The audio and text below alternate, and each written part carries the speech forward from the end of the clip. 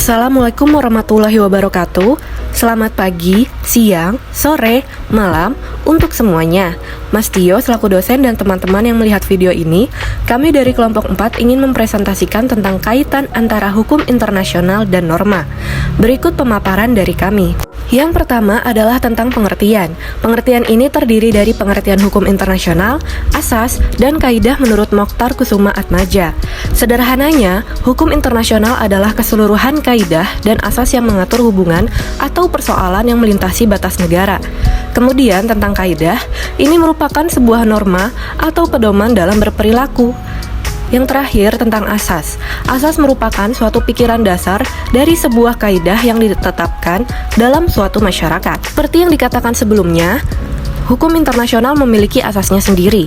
Asas ini adalah asas hukum internasional yang mana memiliki nama lain sebagai Pacta Sunt Servanda, yang berarti dalam bahasa Latin adalah perjanjian yang harus ditepati. Pacta ini dibuat oleh para pihak yang menjadikan perjanjian tersebut memiliki kekuatan yang mengikat seperti halnya dengan undang-undang, sehingga semua pihak wajib menaati peraturan atau norma dalam perjanjian tersebut. Selanjutnya, seperti hukum lainnya, hukum internasional juga memiliki normanya tersendiri. Norma hukum internasional tertera pada perjanjian internasional yang diatur dalam Vienna Convention on the Law of Treaties tahun 1969.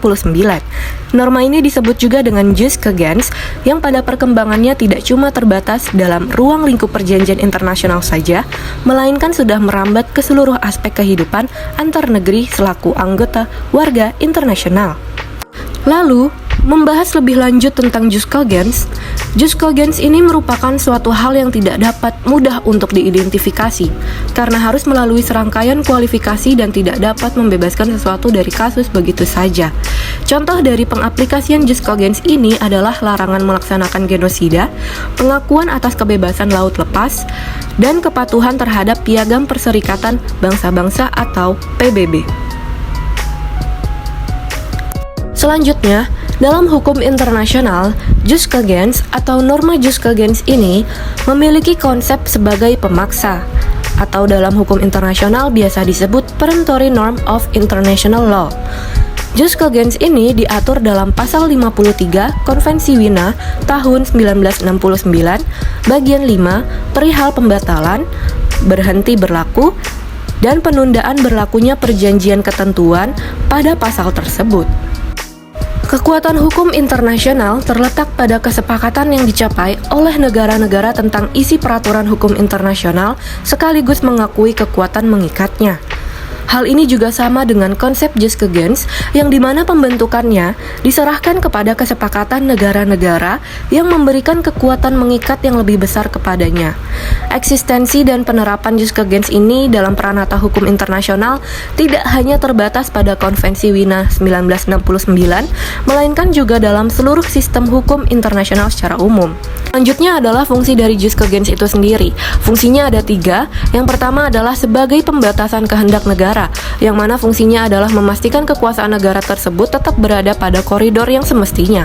Yang kedua adalah sebagai pengakuan atas pranata ilegal objektif. Dan yang ketiga adalah sebagai pembentuk sistem hukum internasional vertikal, norma superior dan inferior antara jus cogens dan jus dispositivum. Jika mengacu pada prinsip dasar hukum perjanjian dan dihubungkan dengan persoalan jus cogens, maka dapat dikatakan jus cogens hanya berlaku mengikat bagi negara-negara yang mengakui dan sepakat bahwa peraturan itu merupakan norma jus cogens.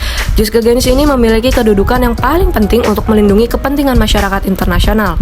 Oleh karena itu, menjadi sangat beralasan jika jus cogens dimaksudkan mengikat semua negara tanpa terkecuali. Sekian dari presentasi kami, kelompok 4, kurang lebihnya mohon maaf. Wassalamualaikum warahmatullahi wabarakatuh.